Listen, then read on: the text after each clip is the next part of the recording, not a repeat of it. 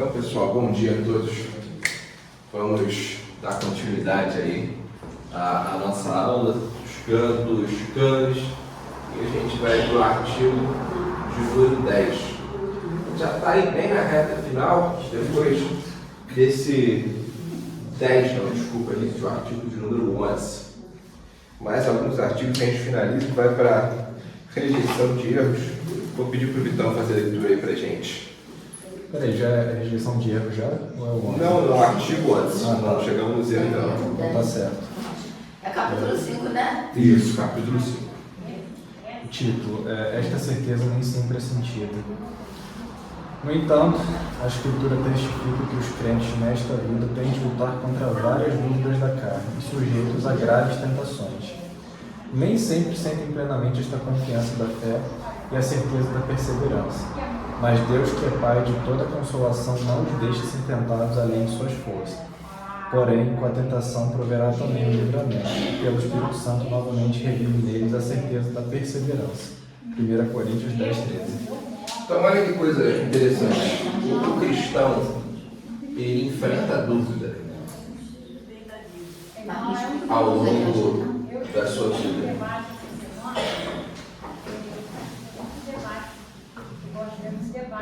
O cristão ele vai enfrentar a dúvida ao longo da sua vida. O fato de existir uma certeza de fé, como a gente viu quando a gente leu na última aula, não significa que cristãos não possam vir a enfrentar dúvidas na sua fé.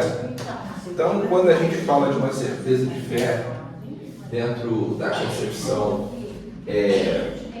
reformada, a gente fala de uma certeza que, como a gente disse, não se baseia numa experiência extrabíblica.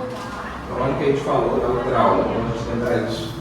A pessoa não obtém a certeza de fé por uma experiência extrabíblica, mas de uma operação do Espírito Santo e de um amadurecimento da fé. Agora, independente da dúvida, olha o que os cânones vão dizer em concordância com a Escritura. Vai falar que Deus, o Pai de toda consolação, não nos deixa ser tentados além das nossas forças. Então, ao mesmo tempo que a gente compreende que vamos enfrentar dúvida, a gente tem a certeza de que Deus não nos deixa ser tentados além das nossas forças. Além das nossas forças. Então você vai ser tentado. E leva um tempo até a pessoa ter a certeza de fé. Mas mesmo se você não obtém essa certeza de fé em vida, no caso do eleito, Deus não vai deixar que ele seja tentado além das suas forças e não vai permitir que ele caia, como a gente tem falado bastante. Eu vou tirar.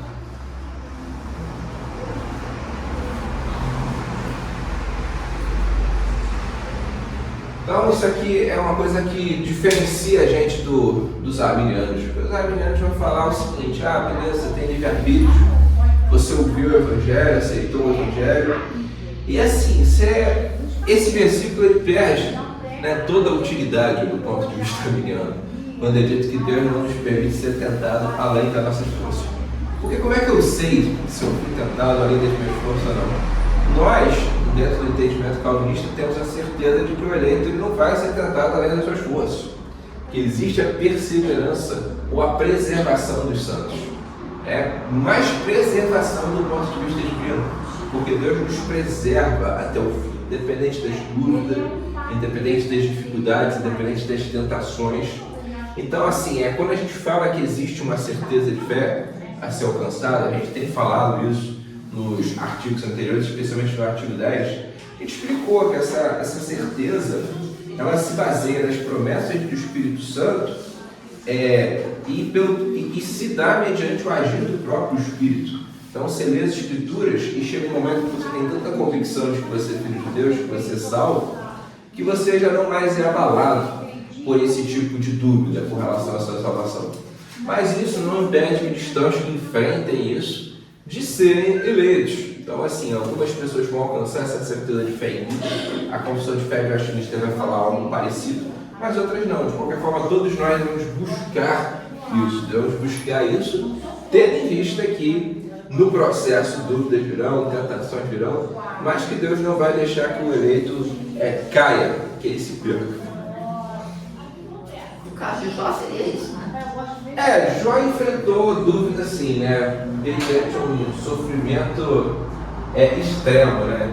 Mas eu não sei dizer, é uma boa pergunta, se ele parou. Não, na verdade ele não parou de crer em Deus. Esse tipo de dúvida, ele só teve relação, como eu vou dizer, né? Com relação a Deus, mas você vê que ele é um exemplo de paciência, tanto que ele fala, né, que mesmo que se Deus matasse ele confiaria em Deus. Então é um sentimento assim, verdadeiro, né? Mas talvez, eu não sei, é uma boa pergunta, ele tenha cuidado nisso, porque Calvino fala que Jó ele teve alguns pensamentos durante essa aflição que foram pecaminosos. Mas agora ele perseverou, né? Então assim, se você parar para pensar bem, Jó é o caso de alguém que Deus manteve. Então talvez tenha sido isso, né? Jó no processo ele ainda tenha se deparado com a dúvida. Mas Deus o preservou de qualquer forma, né? Ele continuou até o fim, né? Até o momento que ele desistiu. Deus, né? A esposa dele está problema no sábado, ele morreu. Não, ele não amaldiçoou, ele perseverou, a gente pode falar que ele perseverou, mas realmente, pensando bem, não tem como falar que ele passou incólume pelo sofrimento, assim, sem Mas a Bíblia fala em algumas vezes das perguntas dele, nisto não pecou Jó. Sempre tem essa... Então, mas ele não pecou em abandonar a fé. Abandonar a fé ele não abandonou, mas Calvino diz que em alguns momentos os questionamentos de Jó eles chegaram a ser pecaminosos, entendeu? Então assim, é uma questão boa. Eu diria que Jó, sim, de fato é um exemplo de paciência, mas, por exemplo, ele tem uma hora, né, ao longo dos que tem os discursos dele, né, dos amigos, que ele fala, né, que se tivesse um tribunal maior que Deus, ele levaria Deus ao tribunal. Ele começa a falar umas coisas desse tipo, né? Ele vai para um lado bem complicado, né? Porque assim, o que Jó fala não pode ser entendido como normativo. Muito do que Jó fala não pode ser entendido. Porque às vezes a Bíblia ela está falando algo como normativo, é o caso dos Salmos. Então, no Salmo, você vai ver expressões emocionais, né? Mas, assim, no livro de Jó, você tem expressões emocionais num processo de dúvida e sofrimento extremo, e a Bíblia contextualiza tudo isso, né? E o próprio Jó, no final, ele fala, né, que antes eu te conhecia de ouvir falar, mas hoje meus olhos te contemplam. O que mostra que houve também um amadurecimento a acontecer com Jó. Mas ele não pecou, de fato, né? Tanto que ele é um exemplo de paciência. Ele é um exemplo de paciência, mas agora, ele é a demonstração de como que Deus preserva, né? Ele preserva o eleito até o fim, né? E essa dúvida ela realmente faz parte, né, do processo que você vai amadurecendo. Quer falar, Vitor? Não. Sim. Essa fala dele me toca profundamente. Antes conhecia de ouvir falar, mas agora de continuidade. Porque Deus aparece. É muito profundo. Porque Deus aparece para ele em teofania. Deus aparece para ele num redemoinho. Deus se manifesta. Então ele fala nesse sentido, né? Porque ele teve o sofrimento e Deus apareceu para ele no redemoinho. Aí lançou para ele os questionamentos, né? Não responde porque ele sofre, mas mostra a ele assim, a grandeza, né? Por trás de tudo aquilo, né? Que num capítulo, Os 2 capítulos, acho que 4, né, finais, quase um tapa na cara do leitor, né? Ele pergunta, né? Você estava lá quando eu fiz o firmamento da terra, quando eu coloquei a estrela no cosmos, né? Então, você tem como falar assim, você tem capacidade de fazer igual, né? Tipo assim. O João sabe, né? Ele meio que acontece, Deus. Ele mostra para Jó que ele não tinha como julgar aquilo, né, como uma coisa que é devida ou não.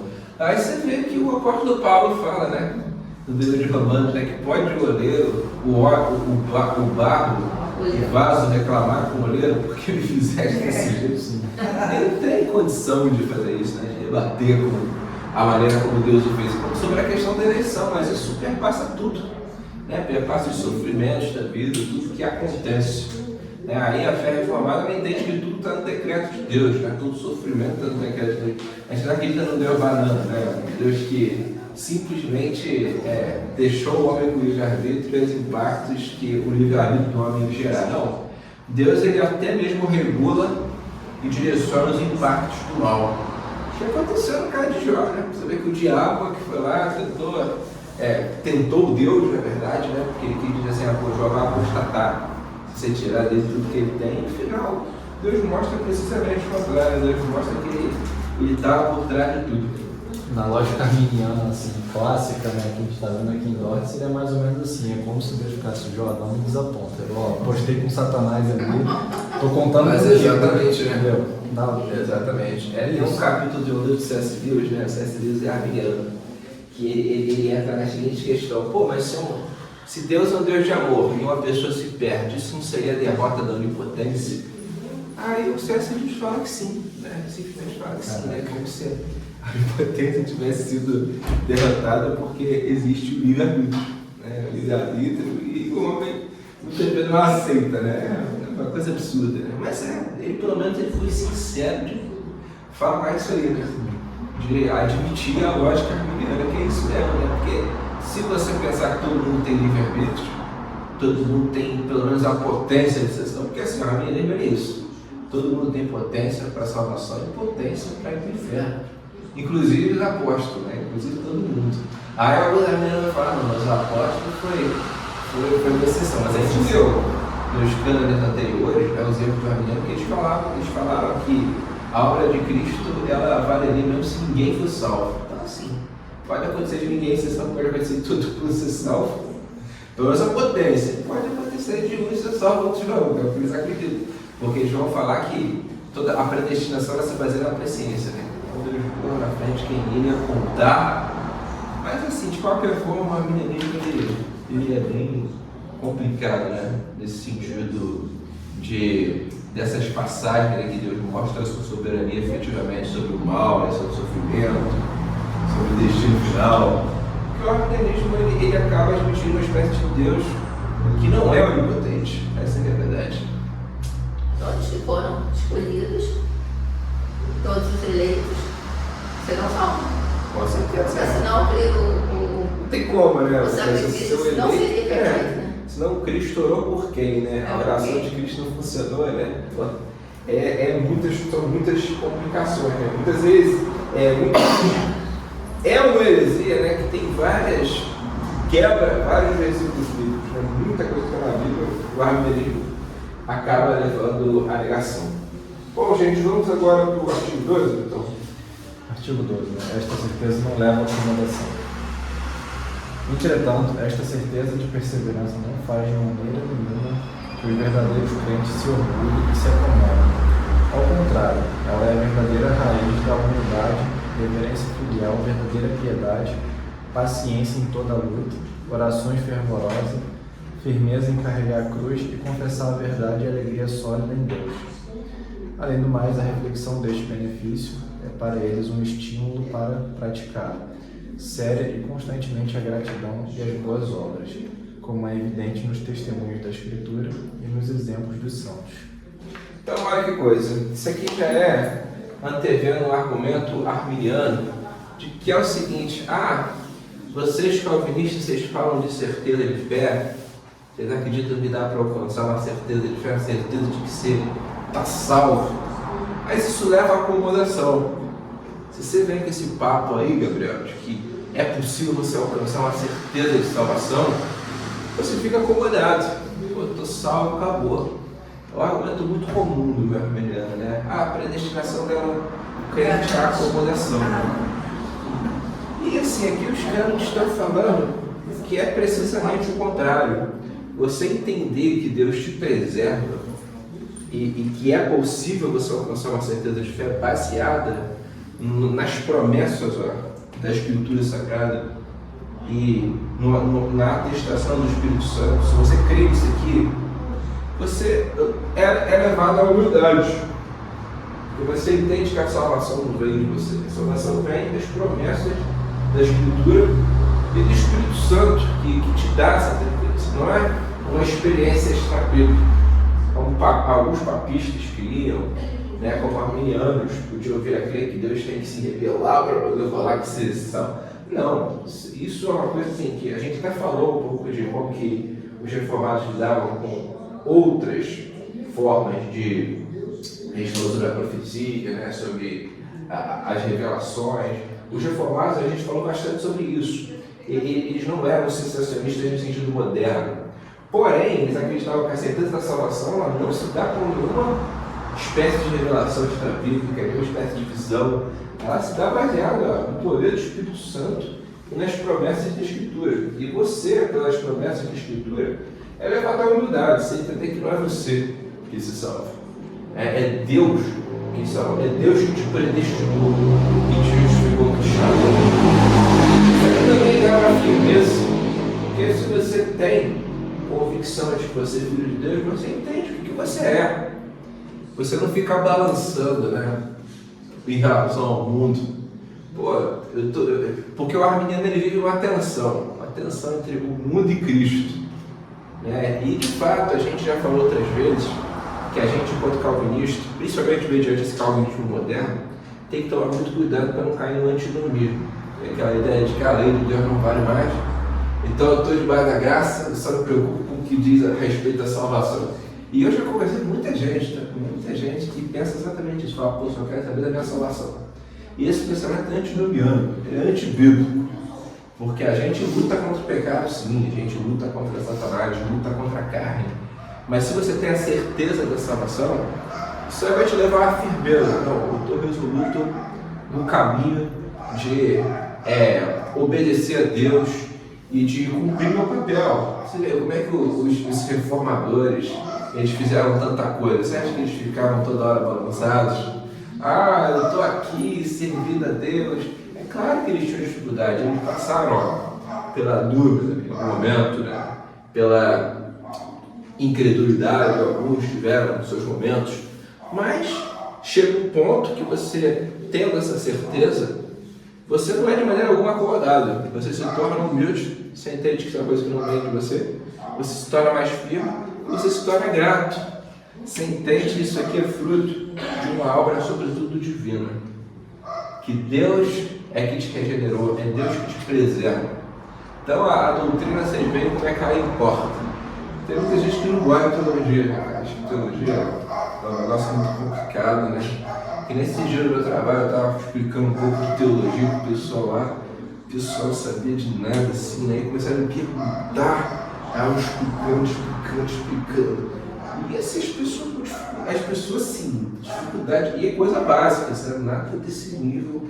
Aí não, cara. E você vê que as pessoas, elas, têm uma dificuldade de entender as coisas, porque parece que é algo muito distante, não é? É algo realmente que toca a vida de todos nós. Se você alcança a certeza de fé, você vê a outro. Você se torna outra. Por que tem os missionários que eles conseguem fazer tanta coisa assim? Né? Tem a questão escatológica, que eu falo muito, mas tem isso aqui também, né? Tem a questão de, eu sei que eu sou filho de Deus, eu sei que eu sou salvo, e mediante a isso eu vou trabalhar com o reino. Pode falar. Cara, eu lembro que eu até visitando uma igreja lá em casa, lá em Planaltina, na igreja da minha mãe, que é uma dessas batistas moderninhas, né? Sim. Aí um dia eu fui lá para assistir um estudo bíblico que estava tendo lá durante a semana, e um dos pastores pegou e falou assim: não é aconselhável o jovem estudar teologia, e senão ele fica muito arrogante, cara. Aí eu fico pensando assim, né? Às vezes o cara já está numa universidade, aí quer dizer, está recebendo toda a carga de doutrinação humanista, mas isso aí não é um problema, não. O problema é teologia. Porque na verdade ele vai se apoderar de conhecimentos que não são interessantes para... E eu sei que existe, assim, pessoas que acabam ficando, assim, meio arrogantes, né, quando vão para a teologia, mas assim, desde quando um erro justifica outro erro. É isso que eu não consigo entender. Eu estava na praia, a mulher muito perto de mim, na praia estava cheia, a mulher falando para outra, eu prestando atenção: não deixa seu filho estudar teologia, porque senão ele vai ser ateu. Isso aí é uma questão bem complicada. Não deixa os filhos da teologia. É porque assim, eu lembro que eu fiz uma vez. Eu fiz uma vez um vídeo, né, falando sobre essa questão aí, nessa teologia esfrio crente. Tem um aspecto que a gente não pode negar, né, que é qual teologia, né? Se o cara começa a estudar teologia arminiana, realmente ele fica arrogante, né? É engraçado, né, porque o arminianismo ele deixa as pessoas arrogantes. Você entender que não, eu tenho livre-arbítrio e eu que sou salvo porque depende de mim. Eu já ouvi isso aí. Eu já ouvi isso aí, sabe? Eu lembro que quando eu estava lá na Metodista, tinha alguns que falavam isso aqui, falavam, o calvinismo é absurdo porque ele elimina a meritocracia. Olha a mente do cara. Eu lembro que teve uma vez um professor que ele falou assim, eu, por exemplo, sou doutor, sou isso, sou aquilo, outro. E, pô, eu fui predestinado. Esse dedo do cara, que deve rico que o cara tem, né? O cara prefere firmar o próprio ego do que se curvar. Aí é uma coisa que deixa a pessoa... Então, assim, tem essa questão de qual teologia. E, infelizmente, hoje as teologias que são ensinadas, elas são teologias, em sua maioria, muito ruins, sabe? Teologias que não vão falar isso aqui, não vão explicar isso aqui, vão, pelo contrário, ficar numa de tentar relativizar coisas que estão na Escritura. Por exemplo, eu, durante muito tempo que eu estudei teologia, as pessoas pegavam a Bíblia e normalmente assim, era uma coisa mais inconveniente, né, tipo o Antigo Testamento, e falavam, que lá é o tempo da lei. Eu lembro que assim, não sei se eu contei para vocês essa história, quando eu era criança, eu não era convertido não, sabe? Eu demorei para converter, eu converti só na adolescência. Eu achava o Novo Testamento muito chato, porque assim, na minha cabeça, né, de não cristão, eu falava, pô, esse negócio de Jesus é muito complicado, né, cara? Jesus era um cara maneiro, mas eu acho legal o Antigo Testamento. Tem guerra, né? Tem guerra. Da história. Você tem Davi matando Golias, aí você tem Moisés saindo do Mar Vermelho, aí matando. Eu achava um negócio de batalha, cara, da Bíblia, né? Eu lembro que naquela época eu já gostava de Senhor dos Anéis, eu falava, pô, é aquela coisa do Senhor dos Anéis na Bíblia, né? Eu achava aquilo maneiro, mas... Aí depois, eu lembro que eu me converti, né? E tal. Aí o que as pessoas falavam para mim sobre o Antigo Testamento? Isso é Antigo Testamento, não, passou. Então o que importa é os evangelhos. Eu lembro que tinha um pastor que eu gostava de acompanhar, isso pra tu ver, né, cara? E olha que assim, eu naquela época, o Gabriel pós-convertido, eu acho que ele está muito acima do que a gente vê na igreja. E eu era muito ruim mediante a teologia que não foi ensinada. Aí tinha um pastor que eu acompanhava, que sabe o que ele falava? Então, ele falava assim, é importante o que os apóstolos ensinaram, mas agora a gente não pode comparar o que os apóstolos ensinaram com o que Jesus ensinou. Porque o que Jesus ensinou é o mais importante que nós... Cara, me convenceu na época. Eu falei, pô, é verdade, tem que ler só os evangelhos. Legal liberal ama esse papo, né, cara? Essas conversas assim, né? Tem que pegar mais os evangelhos. Aí depois, né, quando eu tiver um tempo livre, eu dou um pouquinho de olhada no que Paulo falou. E o Antigo Testamento deixa de lado, né? O Antigo Testamento, e aí sabe o que é engraçado? É que esse pregador ele era um judeu messiânico, né? Esse dizia judeu messiânico. E, só que assim, ele lia o Antigo Testamento e pegava uma interpretação muito alegórica, né? Ele ia alegorizando, né? Hoje esse pastor virou um herege, né? Hoje ele aposta, na verdade, ele até apostatou da fé uns anos atrás. Dizem que ele voltou para o judaísmo, né? Eu não sei o que ele está fazendo na vida hoje. Mas cara, aí, você vê a teologia aí, cara, que me foi ensinada. E na igreja também, muitas vezes as pessoas... Assim, a única coisa que presta para aprender na igreja era mais questões éticas. É tipo, fruto do espírito, mansidão, domínio próprio. Era ensinado, não posso falar que não era. Então, mas era bem rudimentar, mas era. Mas agora, teologia mesmo, cara. Eles entravam na teologia e faziam uma questão cabulosa para eles, perguntavam assim, pô, mas como é que esse negócio que o apóstolo Paulo fala de predestinação? Aí ela ficava, pô, Gabriel, não é bem assim, tem visões e tal. Perguntava alguma coisa do Antigo Testamento. Aí, pô, não é bem assim, Gabriel. Aí você fica relativizando, daqui a pouco você não acredita em nada, Bíblia. A teologia realmente, assim, por que eu estou falando isso, de fazer essa lição? Porque realmente, eu vejo que essa fala de que a teologia exclui o crente, ela tem uma grande verdade que eu posso negar. Essa teologia que não exclui o crente, você pode ter certeza que não. Mas as teologias que importam para o Brasil, pô, essa disputa, cara, infelizmente, Eu tenho que dizer que assim, elas acabam confundindo mais do que ajudando, em grande medida, né? É porque assim, né, essa galera que são esses teólogos liberais do século XXI, eles não, assim, as pessoas que seguem esse tipo de gente não vê que o final, né, das ideias deles, assim, acaba levando, assim, no fim das contas, ao ateísmo. Porque eles mesmos, não, assim, eles não conseguem manter uma consistência entre a ideologia que eles sustentam e o que a Escritura diz. Porque, por exemplo, é comum você ver o teólogo liberal falar assim, não, esses negócios aí do Antigo Testamento, esses milagres, fica tentando dar explicação científica para os milagres, né, para os eventos, né. Aí ele fala assim, não, para mim eu sou 100% Jesus. Só que beleza, tu é 100% Jesus fala sobre Jonas, né? Assim, Jonas, ele afirma, assim como Jonas passou 3 dias dentro do grande peixe, ou seja, ele está afirmando um acontecimento. Então, se tu é 100% Jesus, tu vai ter que considerar que esse negócio, então, aconteceu. Tu vê que eles mesmo, assim, quando eles soltam essas pérolas, assim, são 100% Jesus, então, tudo que Jesus atestou do Antigo também, você vai ter que considerar. Então, você pega, por exemplo, o evolucionismo, cara. A galera que defende o cristianismo evolucionista, né? Ou evolucionário, eles vão falar que Deus usou a evolução, só que Jesus Cristo fala de Adão e Eva, né? Como se fosse Adão fosse o primeiro homem, então Jesus errou, né? Jesus errou. Aí já quebra, mas assim, vou ser sincero, eu digo que historicamente o evolucionismo não faz sentido tu acreditar em inerrância bíblica.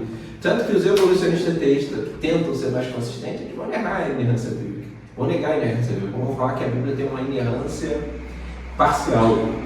Ela é inerrante em termos do que ela fala da alma. O que ela fala sobre geografia, sobre o passado errado. Eu já ouvi uns teólogos nessa linha, né? Falando, pô, o Marcelo Cabral, por exemplo, da BC2, ele é um que pensa assim, ele vai falar que a Bíblia não é inerrante. Vai falar que tem um monte de contradição na Bíblia. E as contradições que ele pega são umas coisas muito ambíguas, cara, assim, umas coisas que, na boa, é muito fácil você dizer que não é uma contradição. É diferente das contradições que você vê, por exemplo, em Macabeus, né, cara, no livro da igreja. Aquele livro da igreja católica, que são igual o queijo furado, tanto furo que tem aquilo lá. Assim, então, assim, o público está falando a verdade. A pessoa ela já tem uma cosmovisão. Pô, o cara é liberal, é esquerdista. Aí tem a Bíblia. E aí o que ele faz, cara? Para conseguir admitir a ideologia dele, a cosmovisão dele e ao mesmo tempo a Bíblia. Ele vai começar a relativizar. E, gente, assim, uma coisa que eu aprendi na vida. Você quer ver se um cara é liberal, o quão liberal é, você tem que ver o que ele pensa do Antigo Testamento. Porque todo liberal vai jogar o Antigo Testamento na roda do lixo. Vai transformar o Antigo Testamento num livro de história e assim, só vai pegar do Antigo Testamento o que convém. Vou dar um exemplo. A Estela de boa. Ele deu o Antigo Testamento.